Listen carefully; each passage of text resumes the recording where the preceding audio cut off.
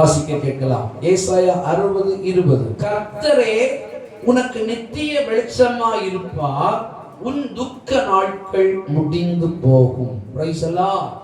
அல்லேலூயா. சரி, என்னை கவனியுங்கள். இவைகள் யாருக்கு வெளிப்படுத்தப்பட்டது அப்படின்னா ஏசாயாவுக்கு வெளிப்படுத்தப்பட்டது. ஏசாயாவின் புத்தகம் 1ஆம் அதிகாரம் 1வது வசனத்துல நீங்க வாசித்தீங்கன்னா அதனுடைய விடை அங்கே இருக்கிறது. இது யாருக்காக வெளிப்படுத்தப்பட்டது அப்படின்னு நீங்க பாத்தீங்கன்னா தம்முடைய ஜனங்களுக்காக. ஹல்லேலூயா. பக்கத்துல கையை பிடிச்சு அவங்கள பார்த்து சொல்லுங்க, நீங்களும் நானும் அவருடைய ஜனங்கள்.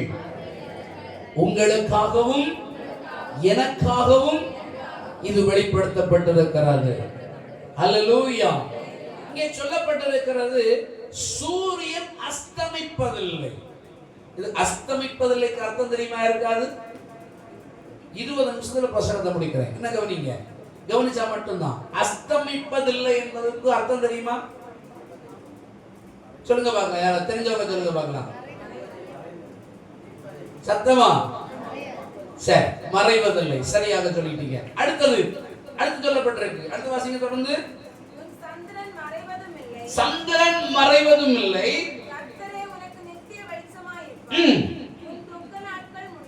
உன் துக்க நாட்கள் முடிந்து போகும். இந்த வசனத்தை நான் கொஞ்சம் தெளிவா வாசிக்க விரும்புறேன். சுத்த தமிழ்ல வாசிக்க விரும்புறேன். கவனியுங்கள். உன் கதிரவன் ஒருபோதும் மறையான், உன் நிலா இனி தேய்ந்து போகாது. ஆண்டவரே உனக்கு என்றும் ஒளியாக இருப்பார், உன் கண்ணீரின் நாட்கள் ஒளிந்து போகும். அல்லேலூயா, ஹல்லேலூயா. நம்ம சாட்சியை கேட்டோம். எல்லாருடைய வாழ்க்கையிலும் இந்த வருஷம் கண்ணீர் தான். ஆமென். ஆமா, அந்த வாரத்துல ஒவ்வொரு வாரத்துக்கும் ஒவ்வொரு நாள் சாட்சியை சொல்றதுக்கு விட்டுருங்கன்னா இன்னைக்கு இவ்வளவு பெரிய சாட்சி இருந்திருக்காது, வந்திருக்காது. ஆமா, எல்லாருடைய வாழ்க்கையிலும் கண்ணீரும் பிரச்சனையும் உபத்திரவமும் அப்படிதான். ஒரு சகோதரன் இடத்துல சொன்னா, ஜோக்குக்காக சொல்றேன், ஒரு சகோதரன் இடத்துல சொன்னா, பாஸ்டர் உங்களுக்கும் கஷ்டம் எனக்கும் கஷ்டம், நம்ம 2 பேருக்கும் சேர்த்து யாரோ பெரிய தகடு வச்சுட்டாங்க. ஒரு அல்லேலூயா சொல்லுங்க பார்க்கலாம். ஹல்லேலூயா.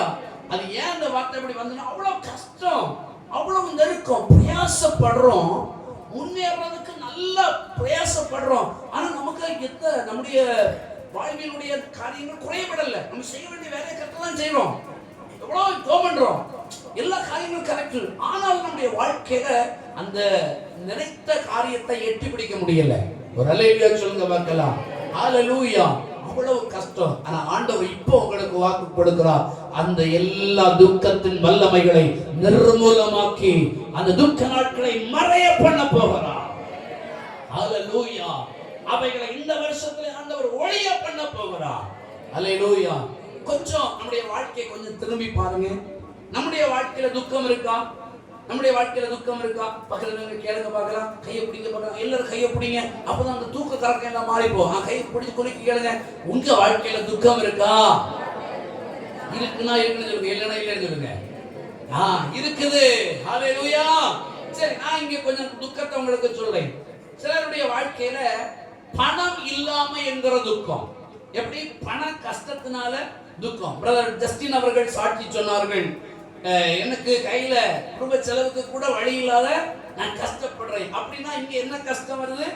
பண கஷ்டம் வருது. அப்போ பண கஷ்டம் நமக்கு ஒரு சிலருக்கு இருக்குது. அடுத்து ஒரு சிலருக்கு ஐயோ சரியாக படுத்து தூங்குவதற்கு ஒரு வீடு இல்லையே என்கிற ஒரு கஷ்டம். அதுவும் இங்க இருக்கிற ஒரு சிலருக்கு இருக்குது. எனக்கு இருக்குது, ஆனா என் பிள்ளைக்கு இல்ல ஆண்டவரே, என் பிள்ளைக்கு ஒரு வீடு கொடுக்க மாட்டீரா, அப்படிப்பட்டதான ஒரு நிலை இருக்குது கண்டிப்பா. அடுத்து 3வதாக சிலருடைய வாழ்க்கையில கேட்கறதுக்கு ரொம்ப கூச்சம், ஒரு வஸ்திரம், மாற்று வஸ்திரம் கூட இல்லாத கஷ்டப்படுகிறவர்கள் உண்டு. Praise the Lord.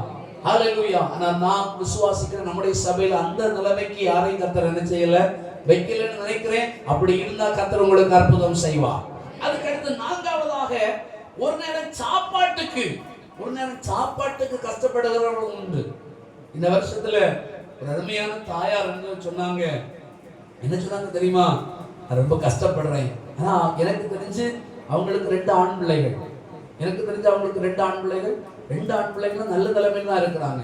ஆனா அவங்க சாப்பாட்டுக்கு கஷ்டப்படுறாங்கன்னு சொன்னாங்க. நான் இந்த வருஷத்துல எப்படியாவது அவங்களுக்கு ஏதாவது ஒரு உதவி செய்யணும்னு நினைச்சு என் கையில இல்ல, தரித்திரம் தேடிட்டே இருந்தேன். ஆண்டவரே வரமாட்டாங்களான்னு பார்த்துக்கிட்டு யாரோ ஒரு கேக்க கொடுத்தாங்களாம். அந்த கேக்க ஊழியக்காரனுக்கு கண்டிப்பா நான் கொடுத்து ஆவேன்னு சொல்லி அவங்க சாப்பிடாம எனக்கு கொண்டு வந்து பகல்ல கரெக்டா விடிய காலம் வந்து கதவு தட்டுறாங்க. ரலியே சொல்லுங்க பார்க்கலாம். ஹல்லேலூயா. கர்த்தர் அவங்களுக்கு ஒரு கர்த்தர் உதவி செய்தார். Price the Lord. அப்ப இப்படிப்பட்டதான கஷ்டம். அதுக்கு அடுத்தது 5ஆவதா பாத்தீங்கன்னா பிள்ளைகளால கஷ்டம்.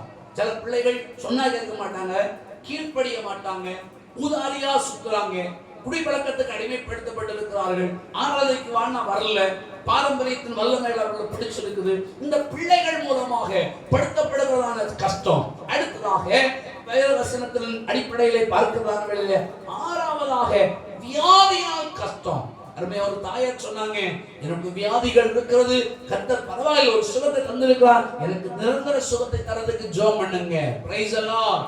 அதே பாதையில தான் நான் இந்த போன வருடம் முழுவதும் கடந்து வந்தேன். ஆனால் ஆண்டவர் சுகத்தை தந்திருக்கிறார். இதே மாதிரி வியாதியினால் படுகிற கஷ்டம். அதுக்கு அடுத்து பாத்தீங்கன்னா வேலை இல்லாம என்கிற கஷ்டம். வேலை செய்யறதுக்கு நான் ரெடி, வேலை செய்யறதுக்கு கொஞ்சம் டிலே கம்மி பண்ணேன், சரி வேலை செய்யறதுக்கு நான் ரெடி, ஆனா அந்த வேலை தருவதற்கு ஆட்கள் ரெடி இல்ல, அதனால தனித்துடன் கடன் வாங்கினதை கொடுக்க முடியல. அப்படிப்பட்டதான ஒரு நிலை, அந்த ஒரு கஷ்டம். அடுத்து 8ஆவதாக படிச்சும் அதாவது படிக்கிறேன், படிப்புக்கேற்ற ஒரு நிலையில நான் உயர்த்தப்படவில்லை என்கிற ஒரு கஷ்டம். சில ஆட்களுக்கெல்லாம் படிக்கிறதுக்கு வசதியே இல்லை என்கிற ஒரு கஷ்டம். அதுக்கு அடுத்து பாத்தீங்கன்னா பிள்ளை இல்லை என்கிற ஒரு கஷ்டம்.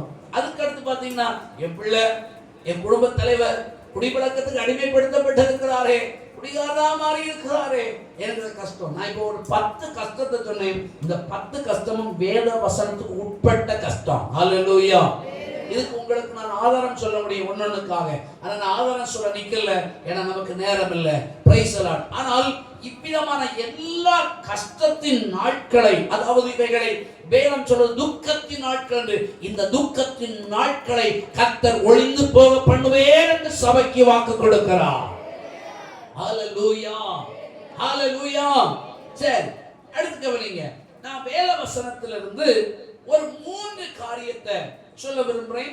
தெரிஞ்ச சம்பவம் தான், ஒண்ணு மட்டும்தான் இதுவரைக்கும் நம்ம படிக்காத சம்பவம். அதை கொஞ்சம் தெளிவா சொல்லி மற்ற 2ஐயும் உங்களுக்கு ஞாபகப்படுத்தி விடுறதுக்கு ஆண்டவர் உதவி செய்வார். வேத வசனத்துல நீங்க வாசிச்சீங்கன்னா 1 சாமுவேல் 1ஆம் அதிகாரம் 6வது வசனம் சொன்னாலே எனக்கு தெரியும். அன்னாள் பிள்ளை இல்லாம கஷ்டப்பட்டார். Price the Lord. ஒருக்க வாசிச்சுங்க பார்க்கலாம். வாசிங்க. 1 சாமுவேல் புத்தகம் 1வது அதிகாரம் அதனுடைய 6வது வசனத்தை வாசிக்கலாம். 1:6 சீக்கிரம். கர்த்தர் அவள் கர்ப்பத்தை அடைத்தபடியினால் அவளுடைய சக்களத்தை அவள் துக்கப்படும்படியாக அவளை மிகவும் விசனப்படுத்துவார். சரி, என்ன கவனிங்க. அவளுடைய சக்காலத்தி, இதுக்கு பொருள் தெரியுமா? சக்காலத்திக்கு பொருள் தெரியுமா?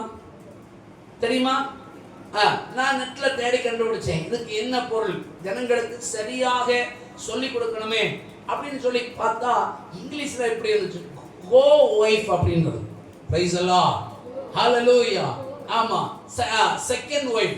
அதுக்கு இன்னும் உங்களுக்கு தெளிவான கொஞ்சம் கூட தெளிவா சொல்லணும்னா, நம்ம கார் வச்சிருக்கிறவங்க மொத்தம் எத்தனை டயர் இருக்கும் கார்ல? எத்தனை இருக்கும்? 4. இன்னொன்னு என்னன்னு சொல்லுவோம், உலக பிரகாரமா நம்ம மனுஷர்கள் அப்படியும் அந்த வார்த்தையை பயன்படுத்துவார்கள். Price the Lord. சரி, எல்லாரும் இப்ப கொஞ்சம் சிரிச்சீங்க, கொஞ்சம் பிரசங்கத்தின் திருப்பப்பட்டது. சரி, கர்த்தர் ஆசீர்வதிக்கட்டும். அப்போ அந்த நாட்களிலே பிரமாணங்கள் இல்லை, ஒருத்தனுக்கு ஒருத்தி என்கிற கொள்கை இல்லை. அது பழைய பாட்டுல எத்தனை வேணாலும் என்ன செஞ்சிருக்கலாம், அதனால மற்றொரு 1000 இனத்தை என்ன செஞ்சாரு, வச்சிருந்தாரு. ஆனா புதிய பாட்டுல அப்படி இல்லை, ஒருவருக்கு ஒருத்தி. அதனால தான் நம்ம இன்னைக்கு ஒரு வீட்டுல உட்கார்ந்து இருக்கோம். Praise the Lord. அல்லேலூயா. சில முகம் மட்டும்தான் சரிப்படுது, அவங்களுக்கு மட்டும்தான் புரிஞ்சது, வேற யாருக்கும் புரியல. Price the Lord. சரி, கர்த்தர் நம்மை நடத்துவாராக. அப்போ இந்த சக்காலத்தினால பயங்கர உபத்திரம். என்ன உபத்திரம் படுத்துதா? டேய், உனக்கு பிள்ளை இல்ல, உனக்கு பிள்ளை இல்ல, உனக்கு பிள்ளை இல்ல, உனக்கு பிள்ளை இல்ல. நம்முடைய சபையிலையும் ஒரு குடும்பம் ரொம்ப கஷ்டப்படுத்தப்பட்டுச்சு. கடந்த நாட்கள் எனக்கு தகவல் வந்துச்சு. எப்படின்னா, பிள்ளை இல்லாதனால மகனுக்கு இன்னொரு திருமணத்தை பண்றதுக்கு தாயார் ஏற்பாடு பண்றதுக்கு அளவுக்கு பிரச்சனை. ஹல்லேலூயா. புரிஞ்சுச்சா? மகனுக்கு திருமணம் பண்ணியாச்சு. குழந்தை இல்லாததுனால இப்போ என்ன நடந்தது அப்படின்னா, அவளை உயிரோட வச்சுக்கிட்டு அதே வீட்டுக்குள்ள மகனுக்குள்ள வாழ்ந்துட்டு இருக்கிறா. ஆனா அதே நிலைமையை வச்சுக்கிட்டு இவனுக்கு இன்னொரு சம்பந்தத்தை என்ன செய்யணும், பார்க்கணும். இந்த டிசம்பர் இப்ப முடிஞ்சு பாத்தீங்களா, டிசம்பருக்குள்ள கல்யாணத்தை என்ன செய்யணும், நடத்தியே தீர்வேன்னு தாயாரும் ஒத்த காலங்கள் இருக்காங்க. இந்த நிலையில இரண்டாவது ஆலோசனை கேட்டாங்க. நான் சொன்னேன், ஜெபம் பண்ணும்போது சில பொல்லாத ஆவியினுடைய கிரியைகளின் தாக்கத்தை நான் உணர்ந்து சொன்னேன். நீங்க இந்த வீட்டில் இருக்க வேண்டாம், நீங்க கொஞ்ச நாள் வீடு மாறி உட்காரணும் அப்படின்னு. ஒரு அலையிலேயே சொல்லுங்க பார்க்கலாம். கொஞ்ச நாள் வீடு மாறி உட்காரணும். 2 வீடு உண்டு, அதுல இன்னொரு வீட்டில் வந்து உட்காருங்க. உங்களுக்கு ஆவிக்குரிய வாழ்க்கைக்கு எந்த தடையும் இருக்காது. ஆண்டவர் அற்புதம் செய்வதற்கு அது ஏதுவா இருக்கும். உங்க பேர்ல விக்கிரகங்களுக்கு அநேக காரியங்கள் செய்யப்படுகிறது. என்ன செய்யப்படுது? நல்லதான் பிள்ளை கிடைக்கணும்னு சொல்லி செய்யப்படுது. அந்த கிரியை தடையா இருக்கிறது. ஆண்டவர் உங்களுக்கு அற்புதம் செய்ய முடியல. கர்த்தர் உங்கள்கிட்ட வாக்குத்தத்தம் பண்ணாரு. சபையில பிரசங்கத்துல ஆண்டவர் பேசினாரு. நம்ம சபையில பேசுறாரு, எனக்கே தெரியும், 2 முறை பேசினாரு. அப்போ இப்படிப்பட்டதான வார்த்தை, அந்த வார்த்தையை ஏற்றுக்கொள்ள அந்த ஃபேமிலில உள்ள ஒரு ஆளு தயாராக இல்லை. நாடு போச்சுது. இதுக்கு மேல நம்ம என்ன செய்ய முடியாது, சொல்ல முடியாது. என் மனசுல ஒரு ஃபீலிங் வந்துட்டு. என்ன ஃபீலிங்னா, குடும்பத்தை நான் பிரிச்சேன்னு உள்ள ஒரு எண்ணம் என்ன செஞ்சிடக்கூடாது, வந்துடக்கூடாது. அப்படிப்பட்ட ஒரு ஃபீலிங்கோட அப்படி நிறுத்திட்டேன். ஆனா பாருங்க, கர்த்தர் சொன்ன வார்த்தை ஒன்றும் தப்பாக மாறாது. என்னைக்கு அந்த வீட்டிலிருந்து வெளியே வந்து அடுத்த வீட்டில் பிரவேசித்தாங்களோ அதுக்கப்புறம் தான் அந்த நன்மையை கர்த்தர் அவர்களுக்கு கொடுத்தார். ஒரு அல்லேலூயா சொல்லுங்க பார்க்கலாம். ஹல்லேலூயா. சீக்கிரமாக நம்ம குழந்தையை பிரதிஷ்டை பண்ண போறோம். யாரை பற்றி சொல்றேன்னு உங்களுக்கு நிறைய பேருக்கு தெரியும். Praise the Lord. ஹல்லேலூயா. நமக்கு இந்த நன்மை தான் நம்ம சொல்லணும். நிறைய பேருக்கு தெரியாது. பாத்தீங்களா, ஆண்டவர் அற்புதத்தை செய்தார். சரி, அது ஒரு பக்கத்துல இருக்கட்டும். அப்போ இந்த சக்கரவர்த்தி ஒவ்வொரு நாளும் அவளை உத்தரப்படுத்திட்டே இருப்பான். பிள்ளை இல்ல, மலடி. அந்த பிள்ளை இல்லாதவர்கள் தான் அந்த வார்த்தையை கேட்கும் போது இருதயம் உடைக்கப்படும், நொறுக்கப்படும். ஐயோ, இப்படி பேசுறாங்களே அப்படின்னு சொல்லி. ஆனால் அவள் ஒரு முடிவெடுத்தாள், நான் தேவனுடைய சமூகத்தை நாடுவேன், எனக்கு அற்புதம் நடக்கும். ஹல்லேலூயா. அவள் தேவனுடைய சமூகத்தை நாடினாள், அவளுக்கு அற்புதத்தை கர்த்தர் செய்தார். Price the Lord. இந்த சம்பவம் உங்களுக்கு தெரியும், விடுறேன். அடுத்து இரண்டாவதாக இங்கே துக்கப்பட்ட ஒரு நபரை உங்களுக்கு காண்பிக்கிறேன். 1 சாமுவேல் புஸ்தகம் 6வது அதிகாரம். 1 சாமுவேல் புஸ்தகம் 6வது அதிகாரம் அதனுடைய 19வது வசனத்தை வாசிக்க கேட்கலாம். 6:19. Price the Lord. ஆனாலும் கர்த்தருடைய பெட்டிக்குள் பார்த்தபடியினால் கர்த்தர் ஜனங்களில் 50,070 பேரை அடித்தார். அப்பொழுது கர்த்தர் ஜனங்களை பெரிய சங்காரமாக அடித்தது நிமித்தம் ஜனங்கள் துக்கித்துக் கொண்டிருந்தார்கள். ஒரு அல்லேலூயா சொல்லுங்க பார்க்கலாம். இதை நான் இவ்வளவு நாள் நான் பிரசங்கம் பண்ணது கிடையாது. இது உங்களுக்கு கொஞ்சம் கற்றுக் கொடுக்க விரும்புகிறேன். வேதவசனத்துல வாசிக்கும் பொழுது ஒப்பினி பினகாஸ் ஏலியனுடைய பிள்ளைகள், ஆசாரியருடைய பிள்ளைகள் குறுக்கு வழியா ஜெயம் பெற்றுக் கொள்ளலாம்னு நினைச்சாங்க. எப்படி நினைச்சாங்க? பக்கத்துல கையை பிடிச்சாங்களா, குறுக்கியவங்களா சொல்லுங்க. குறுக்கு வழியில ஜெயத்தை பெற்றுக் கொள்ளலாம்னு நினைச்சாங்க. அது தேவ பிள்ளைகளுக்கு நடக்காது. சரி, கவனிங்க. இப்ப உரங்கத்துல இருக்கிறவங்க கொஞ்சம் முடிச்சுட்டாங்க. சரி, குறுக்கு வழியில நினைச்சாங்க. எப்படி? தேவனுடைய பெட்டி பாளையத்துக்குள்ள வந்தாச்சுன்னு சொன்னா தெய்வம் நமக்கு என்ன செஞ்சிருவாரு, யுத்தத்துல ஜெயம் தந்துருவாரு. ஆனா என்ன நடக்கு தெரியுமா? பெட்டி பாளையத்துக்குள்ள வந்துடுச்சு. இது பெலிஸ்தியர்கள் மூலமாய் பிடிக்கப்பட்டது. Price the Lord. ஹல்லேலூயா. இப்போ பெலிஸ்தியருடைய கையில இருக்கு. பெலிஸ்தியருடைய கையில இந்த பெட்டி இருந்தாலும் இவர்களுடையதான தேசத்திலே இதன் மூலமாக பிரச்சனைகளும் போராட்டங்களும் அதிகமாய் கொண்டிருக்கிறது. நான் இந்த உடன்படிக்கை பெட்டிக்கு ஒரு ஆவிக்குரிய அர்த்தத்தை சொல்கிறேன். இது தேவனுடைய சபையையும் ஊழியத்தையும் குறிக்கிறதா இருக்கிறது. ஹல்லேலூயா. இந்த பிரசங்கத்தை கர்த்தர் எனக்கு தரும்போவே நான் ஆவியிலே அனல் கொண்டேன். அந்த பிரசங்கத்தை கர்த்தர் எனக்கு தரும்போவே சில தீர்க்கதரிசன வார்த்தைகளையும் ஆண்டவர் என்னோடு பேசினார். அருமையான தெய்வ பிள்ளைகளை நன்றாய் கவனியுங்கள். இப்போ இந்த பெட்டியை அவன் பிடிச்சிட்டான், எங்க கொண்டு வச்சானு தெரியல. ஒரு அல்லேலூயா சொல்லுங்க பார்க்கலாம். பெட்டியை எங்க கொண்டு வைக்கணும்னு தெரியல. எங்க கொண்டு வச்சான் தெரியுமா? அவர்களுடையதான விக்கிரகமாகிய தாவோன் இருக்கிறதான கோயில்ல கொண்டு வச்சான். Price the Lord. அதை நீங்க வாசிக்கலாம். 5ஆம் அதிகாரம் 1வது வசனத்துல வாசிக்கலாம். 1 சாமுவேல் 5ஆம் அதிகாரம் 1வது வசனத்துல வாசிங்க பார்ப்போம். பெலிஸ்தர் தேவனுடைய பெட்டியை பிடித்து அதை எபெனேசரில் இருந்து அஸ்தோத்துக்கு கொண்டு போனார்கள். பெலிஸ்தர் தேவனுடைய பெட்டியை பிடித்து தாகோனின் கோவிலிலே கொண்டு வந்து தாகோனில் வைத்தார்கள். சரி, இனி என்ன கவனிங்க. இங்க என்ன நடக்கு தெரியுமா? தாகோனுக்கு கோயில வச்சுட்டாங்க. மறுநாள் அவங்க அங்க போய் பார்க்கும்போது பைபிள்ல சொல்லப்பட்டிருக்கிறது, தாகோன் கர்த்தருடைய பெட்டிக்கு முன்பதாக தரையிலே முகங்குப்புற விழுந்து கிடந்தது. பக்கத்துல கையை பிடிச்சு சொல்லுங்க பார்க்கலாம். தாகோன்கள் எல்லாம் கர்த்தருக்கு முன்பதாக, தேவ ஜனத்துக்கு முன்பதாக, தேவ சமூகத்துக்கு முன்பதாக முகங்குப்புற விழுந்து தாகணும். ஒரு உயிரில்லாத மாதிரில இருக்கு. ஹல்லேலூயா. கொஞ்சம் உயிரோட சொல்லலாமே. சரி, கர்த்தர் உங்களை ஆசீர்வதிப்பாராக. இப்போ திரும்ப வாங்க என்ன செஞ்சாங்க தெரியுமா? எடுத்து நிறுத்தியாச்சு.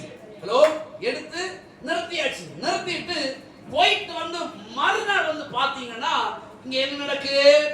அது 4வது வசனம் சொல்லுது, மறுநாள் கர்த்தருடைய பெட்டிக்கு முன்பதாக வாசிங்க, விழுந்து கிடக்கிறதும் அல்லாமல் தாகோனின் தலையும் அது 2 கைகளும் வாசற்படியின் மேல் இடைப்பட்டு கிடந்தது. தாகோனுக்கு உடல் மாத்திரம் மீதியாயிருந்தது. அல்லேலூயா. ஆண்டவருக்கு முன்னாடி எந்த பொல்லாத வல்லமைகளும் நிலை நிற்க முடியாது. ஆமென் சொல்றவங்க ஆமென் சொல்லலாம். ஹல்லேலூயா. தாகோனுக்கு முன்னாடி ஆண்டவருக்கு முன்னாடி எந்த தாகோனுடைய வல்லமைகளும் ஜெயம் பெற முடியாது. ஏன் அப்படின்னா ஆட்டுக்குட்டியின் ரத்தம் நமக்கு பாதுகாப்பா இருக்கிறது. ஹல்லேலூயா. அதுதான் நம்ம பாடும்போது எப்படி பாடுவோம்? இயேசுவின் ரத்தம் என் மேலே நெருங்காது சாத்தான். அப்படியே கையை தட்டி பாடுங்க. இயேசுவின் ரத்தம் என் மேலே நெருங்காது சாத்தான். பாசம சிலுவையில் பலியானா பாவத்தை வென்று விட்டார். பாசம சிலுவையில் பலியானா பாவத்தை இரத்த கோட்டைக்குள்ளே நான் நுழைந்து விட்டேன். இனி எதுவும் அணுகாது, எந்த தீங்கும் தீண்டாது. இரத்த கோட்டைக்குள்ளே நான் நுழைந்து விட்டேன். இனி எதுவும் அணுகாது, எந்த தீங்கும் தீண்டாது. ஹல்லேலூயா. ஹல்லேலூயா. இயேசுவின் ரத்தம் எனக்கு பாதுகாப்பா இருக்கிறதுனால எந்த தாகோனுடைய வல்லமைகளும் என்னை நெருங்க முடியாது. ஆமென். சபையை தொட முடியாது. ஆராதிக்கிற விசுவாச தேவ பிள்ளைகளை, குடும்பங்களை தொட முடியாது. பொருளாதாரத்தை தொட முடியாது. சரீரத்தை தொட முடியாது. அல்லேலூயா. அல்லேலூயா. இங்க விழுந்து கிடக்குது. இப்போ இவங்களுக்கு எல்லாம் ஒரு பயம் உண்டாச்சு. ஐயோ, இப்படி ஆகி போச்சு, இனி இந்த பெட்டி இங்க இருக்கிறதுக்கு நியாயம் இல்லை. அதனால என்ன பண்ணாங்க தெரியுமா? அடுத்த இந்த பெட்டியை கொண்டு காத்துக்கு கொண்டு போனாங்க. 5ஆம் அதிகாரம் 8வது வசனத்துல இருக்கு. அங்க இருந்து எக்ரோனுக்கு கொண்டு போனாங்க. 5ஆம் அதிகாரம் 10வது வசனத்துல இருக்கு. அங்க இருந்து பெட்மோசின் மனுஷர்கள் இடத்துல கொண்டு போனாங்க. 6:13ல இருக்கு.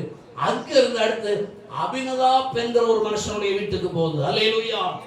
எங்க எல்லாம் கர்த்தருடைய பெட்டி போச்சுதோ அங்க எல்லாம் நன்மையா இருந்தவர்களுக்கு ஆசீர்வாதம், அனுகுணம் இல்லாம இருந்தவர்களுக்கு சாவும் பிரச்சனையும் வியாதியும் வந்தது. ஒரு அல்லேலூயா சொல்லுங்க பார்க்கலாம். அல்லேலூயா. ஆண்டவர் சொன்ன தீர்க்க தரிசன வசனத்தை சொல்லுகிறேன். ஹalleluya. கர்த்தருடைய ஊழியத்தின் வல்லமைகளை புரிந்து கொண்ட ஜனங்கள் ஊழியத்துக்கு அனுகூலமாய் செயல்படுவார்கள். அவர்களுக்கு இந்த ஊழியத்தின் மூலமாய் ஆசீர்வாதங்களையும் நன்மைகளையும் ஆண்டவர் கட்டளையிடுவேன் என்று வாக்கு கொடுக்கிறார். அதே நேரத்தில் எந்த தெய்வ பிள்ளைகள் எல்லாம் யாரெல்லாம் தெய்வ பிள்ளைகளுக்கு சபைக்கு விரோதமாய் செயல்படுகிறார்களோ அங்கே எல்லாம் சங்காரம் உண்டாகும். கர்த்தருடைய கை அவர்களுக்கு விரோதமாய் இருக்கும் என்று கர்த்தருடைய வார்த்தை சொல்லுகிறது. ஒரு அல்லேலூயா சொல்லுங்க பார்க்கலாம். ஹalleluya. ஊழியத்துக்கு விரோதமா ஹalleluya மிருகத்தை அறுத்து ஹalleluya இரத்த வலியை கொடுத்தாலும் பிரச்சனை இல்லை. என் ஆண்டவராகிய இயேசு கிறிஸ்துவின் இரத்தம் எல்லா வல்லமைகளையும் எல்லா பாவங்களையும் முறியடிக்க வல்லமை உள்ளதாக இருக்கிறது. Hallelujah. Hallelujah. Praise the Lord. அதுதான் ஆண்டவர் இன்னைக்கு தீர்க்க தரிசனமாய் சபைக்கு சொல்லுகிறார். ஒரு வருடம் சபையை மேற்கொள்ள பார்த்து ஒரு வருடமா போட்டு சபையில வளர்ச்சியை உண்டாக்க முடியல. சபையில பிரிவினை உண்டு பண்றது பார்க்குது. ஒரு வருடமா குழப்பத்தை உண்டு பண்ணுறது பார்க்குது. பல போராட்டங்களை உண்டு பண்ணி பார்க்குது. ஊழியக்காரனை தாக்கலான்னு பார்க்குது. விசுவாசிகளுடைய ஐக்கியத்தை கெடுக்கலான்னு பார்க்குது. பிரிவினை கொண்டு வரலான்னு பார்க்குது. கெட்ட வார்த்தைகள், அதாவது கேட்கக்கூடாத வார்த்தைகள், பேசக்கூடாத வார்த்தைகளை பேச வைக்குது. ஆனா ஆண்டவர் சொல்லுகிறார், இப்படிப்பட்டதான துக்கத்தின் நிலைமைகள் எல்லாம் இந்த வருடத்திலே ஒழிய பண்ணுவேன் என்று சொல்லுகிறார். அல்லேலூயா சொல்லுங்க பார்க்கலாம். இந்த சபையில் ஒரு பெரிய வளர்ச்சி உண்டாகும். இந்த சபை மூலமா உங்க குடும்பங்களுக்கு ஒரு பெரிய வளர்ச்சி உண்டாகும். உங்க குடும்பங்கள் மூலமாக உங்களுடைய ஊர்ல ஒரு வளர்ச்சி உண்டாகும். அதை இந்த தேசம் காணப்போவது. கையை தட்டி ஆவில நிரம்பி ஆண்டவரே நீ தந்த வார்த்தைகளுக்காய் ஸ்தோத்திரம். இந்த வார்த்தைகளை கத்து எங்கள் தேசத்தில குடும்பத்தில சபையில ஆண்டவர் நடப்பிக்கும்படியாக ஜெபிக்கிறேன் ஆண்டவர் என்று சொல்லி நல்ல கையை தட்டி அவருடைய கரத்தில் ஒப்புக் கொடுக்கலாம்.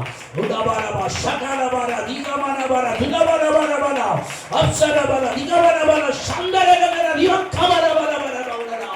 ஆமென் ஆமென் ஆமென். குடும்பங்களுக்கு விரோதமாய் போராடுகிற எல்லா சாத்தானுடைய வல்லமைகள் இயேசுவின் நாமத்தினாலே சாம்பலாகி போகட்டும். எல்லா வல்லவருடைய வல்லமைகள் சங்கரிக்கப்படுவதாக. அசுத்த ஆவியுடைய கிரியைகள் நிர்மூலமாக்கப்படுவதாக. கர்த்தருடைய ஆவியானவர் ஒவ்வொரு குடும்பத்திலையும் வல்லமை உள்ளவராய் வெளிப்படுவீராக. ஹalleluya ஹalleluya ஹalleluya. யாரெல்லாம் இந்த ஊழியத்துக்கு விரோதமாய் செயல்பட்டார்களோ, எந்த அசுத்தாவின் கிரியைகள் எல்லாம் இந்த ஊழியத்துக்கு விரோதமாய் செயல்படுத்தப்பட்டதோ, யாரெல்லாம் இந்த ஆத்துமாக்கள் இடர்களுக்கு காரணமா இருந்தார்களோ எல்லாருக்கும் விரோதமாக கர்த்தருடைய கரம் வெளிப்பட போகிறது. ஹalleluya. அதை நம்முடைய கண்களால் நம்ம பார்க்க போறோம். இந்த வருஷம் நம்முடைய துக்கத்தை கர்த்தர் ஒழிய பண்ணுகிற வருஷம். இந்த வருஷம் நமக்கு ஜெயத்தை தருகிற வருஷம். இந்த வருஷம் கர்த்தருடைய கரம் நமக்கு கூட இருக்கிற வருஷம். இந்த வருஷம் சபை பெருக பண்ணுகிற வருஷம். ஹalleluya. கர்த்தரே சபைக்கு வெளிச்சமாய் இருப்பார். வெளிச்சம் இருக்கிற இடத்துல இருளின் அதிகாரத்துக்கு இடம் இல்லை. அல்லேலூயா. எல்லா இருளின் வல்லமைகளை ஆண்டவர் நிர்மூலமாக்க போகிறார். மூன்றாவது ஒரு காரியத்தை சொல்லி நான் கர்த்தருடைய வார்த்தையை நிறைவு செய்ய விரும்புகிறேன். கர்த்தர் நமக்கு உதவி செய்வாராக. 1 சாமுவேல் 15ஆம் அதிகாரம் 35வது வசனத்தையும் 16ஆம் அதிகாரம் 1வது வசனத்தையும் வாசிக்கணும். பிரைஸ் அல்லாஹ். சாமுவேல் அப்புறம் அவனை கண்டு பேசவில்லை. இஸ்ரவேலின் மேல் சவுலை ராஜாவாக்குவதற்காக கர்த்தர் மனஸ்தாபப்பட்டது நிமித்தம் சாமுவேல் சவுலுக்காக துக்கித்துக் கொண்டிருந்தான்.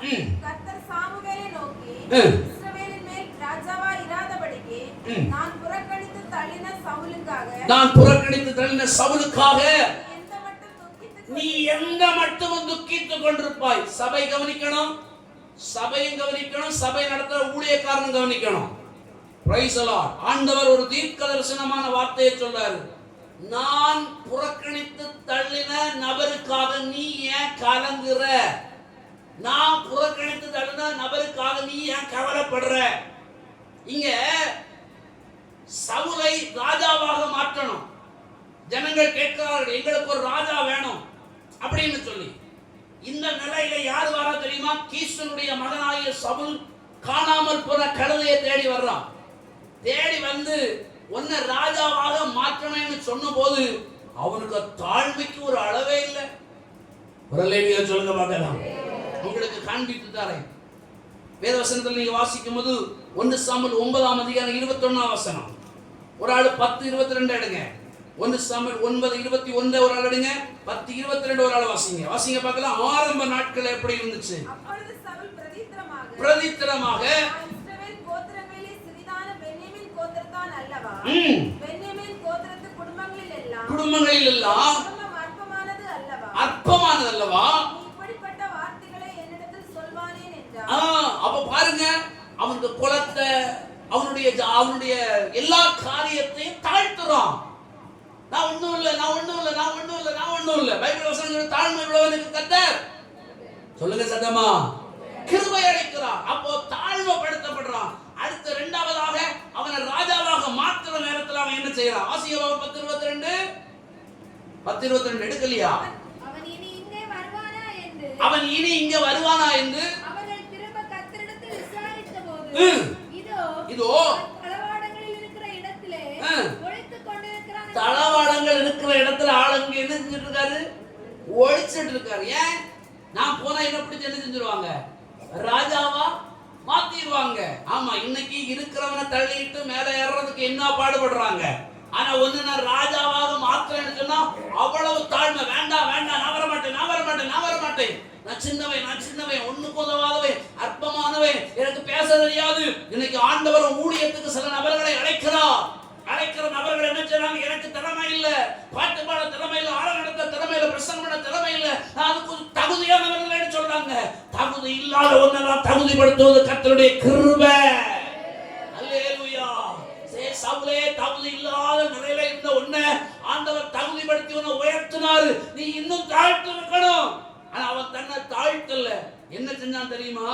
வேதவசனத்துல வாசிச்சீங்கன்னா 1 சாமுவேல் 13ஆம் அதிகாரம் 8-14 வசனம் வரைக்கும் நீங்க வாசிச்சீங்கன்னா அவன் அங்க துணிகரமாக பலி செலுத்துகிறான். தேவ பிள்ளைகள் நல்லா கவனிக்கணும்.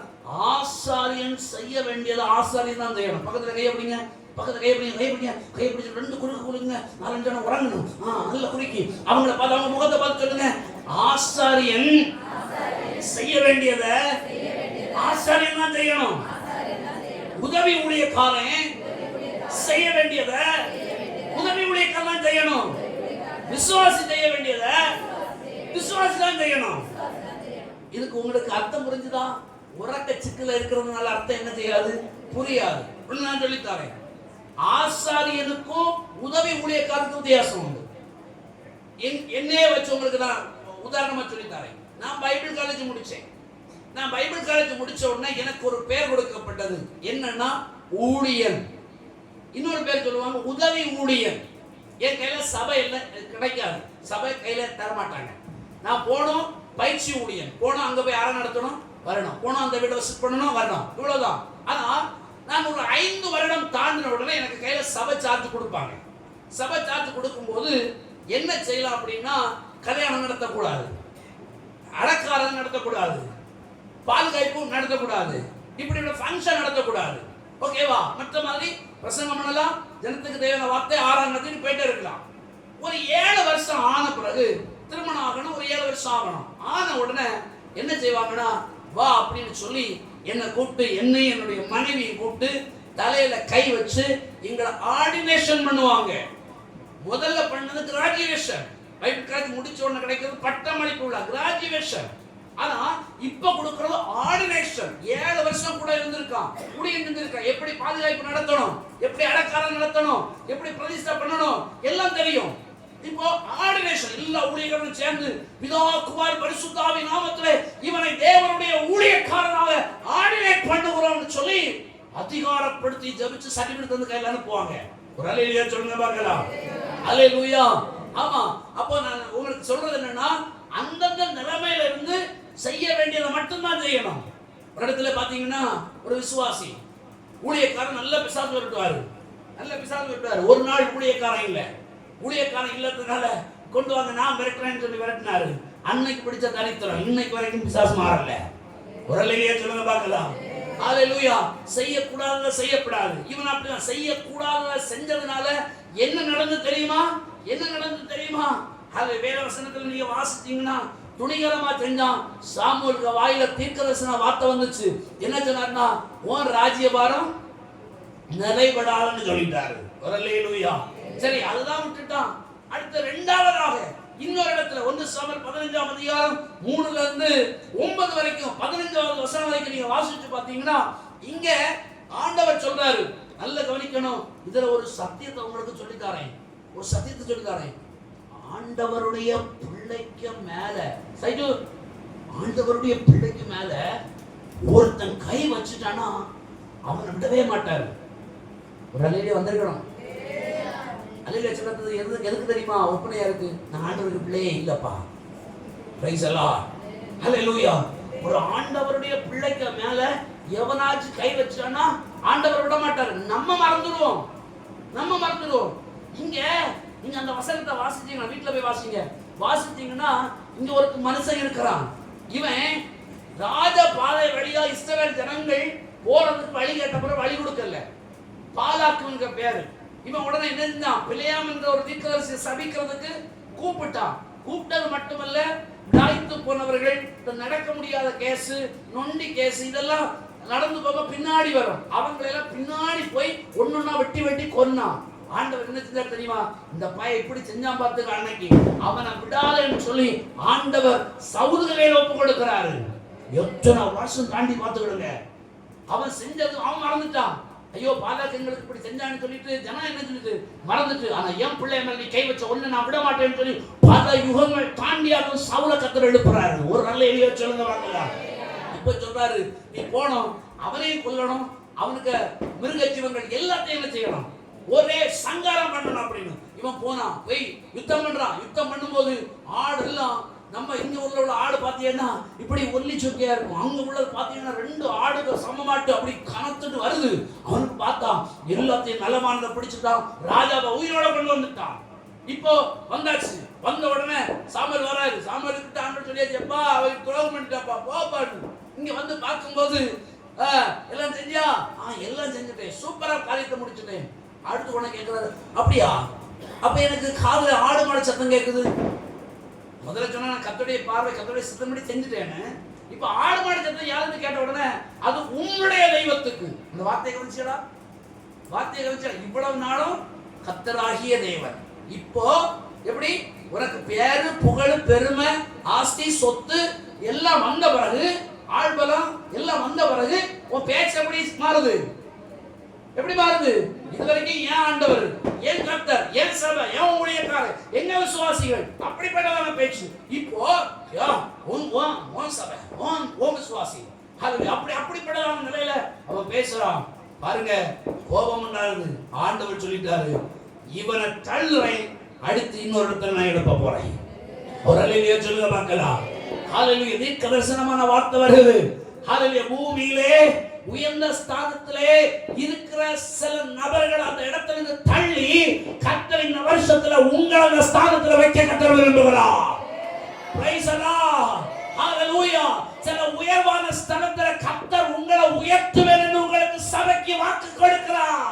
கையை தட்டி, ஆண்டவரே இந்த வார்த்தை என் மேல, என் பிள்ளை மேல, என் குடும்பத்தின் மேல, என் குடும்ப தலைவர் மேல இந்த வருஷத்துல நிறைவேறட்டும் ஆண்டவரே என்று சொல்லி நல்ல கையை தட்டி ஆண்டவருடைய சமூகத்தில் அப்படியே ஆவியில நிறைவேறி ஜெபம் எடுக்க பார்க்கலாம்.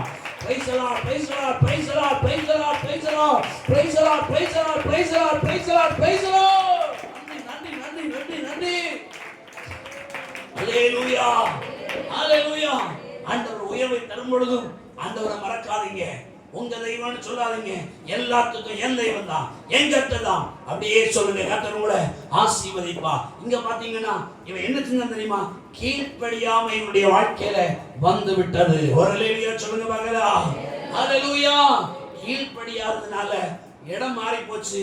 ராஜ்யபாரம் கையை விட்டு போகுது. இப்போ ஹல்லேலூயா. இவனுக்காக யார் துக்கம் கொண்டாடுறது தெரியுமா? இவனுக்காக யார் துக்கப்படுறது தெரியுமா? சாமுவேலுக்கு தீர்க்கதரிசியாக துக்கப்படுறாரு. உடனே கர்த்தருடைய வார்த்தை வருது, இல்லப்பா நான் இவனை தள்ளிட்டேன், இந்த இடத்துல இன்னொரு மனிதனை நான் எழுப்ப போறேன், அந்த இடத்துல போ, அவனை அபிஷேகம் பண்ணு சொல்லி ஆண்டவர் அனுப்புகிறார். அதே இடத்துல தாவீதை கர்த்தர் உயர்த்துகிறார். ஹல்லேலூயா, ஹல்லேலூயா. சில உயர்ந்திருக்கிற சில நபர்களை ஆண்டவர் இழுத்து கீழே தள்ளி தாழ்ந்திருக்கிற கிருபைக்கு காத்திருக்கிற ஒன்றரை இந்த வருஷத்துல உயர்த்தி அவர் மேன்மைப்பட போகிறார். ஹalleluya, ஹalleluya. அந்த மேன்மை உங்களுடைய வாழ்க்கையில வரும் பொழுது இவ்வளவு நாள் பட்டிங்க பாத்தீங்களா துக்கம், இவ்வளவு நாள் பட்டிங்க பாத்தீங்களா வேதனை, இவ்வளவு நாள் அடிச்சீங்க கண்ணீர், இதெல்லாம் மாறும். அன்னைக்கு ஆண்டவர் உங்களுக்கு வெளிச்சமா இருப்பார். இருளை நீங்க பார்க்கவே மாட்டீங்க. ஹalleluya. இருள் சத்துருடைய கிரியை, அந்த சத்துருடைய வல்லமைகளை கிரியைகளை நிர்மூலமாக்கி விசுவாச தேவ பிள்ளைகளை உயர்த்த விரும்புகிறார். அப்படி எல்லாரும் எழுப்பி நிற்கலாம். Price the Lord. எல்லா தெய்வ பிள்ளைகளும் அப்படி ஆண்டவருடைய சமூகத்தில் எழுப்பி நிற்கலாம். ஆண்டவர் இன்னைக்கு உங்களுக்கு வாக்கு கொடுக்கிறார். உன் துக்க நாட்கள் முடிந்து போகும்.